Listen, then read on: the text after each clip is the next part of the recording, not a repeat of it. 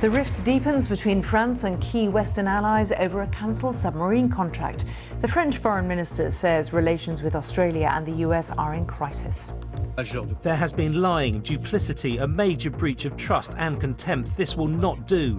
Things are not going well between us.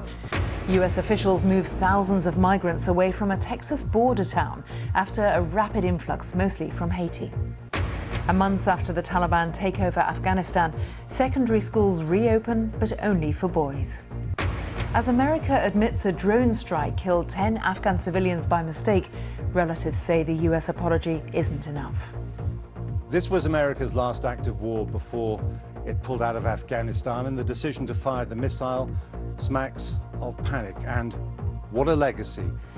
And after a record rise in wholesale gas prices, the UK government holds urgent talks with energy suppliers. US immigration officials say they're working to return thousands of migrants who've gathered at a Texan border town. The mainly Haitian migrants arrived at the town of Del Rio over the past week.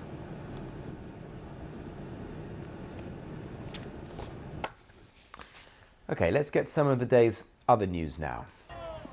Animal rights activists have marched to Madrid's Las Ventas building, bullring, calling for a ban on bullfights, a traditional part of Spanish culture.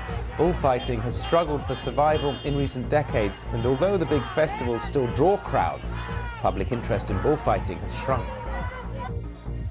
An illegal outdoor drinking party in Madrid, in which thousands of people took part, has been condemned by university authorities. Police said 25,000 people were involved in the biggest such gathering in Spain since the start of the coronavirus pandemic. It started on the premises of Complutense University on Friday night, reportedly to celebrate the start of term.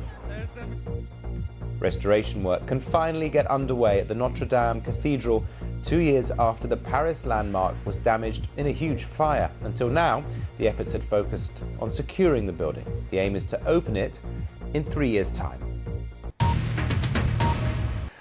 Now, the Brazil football legend Pelé says he is recovering very well after briefly being readmitted to intensive care following an operation.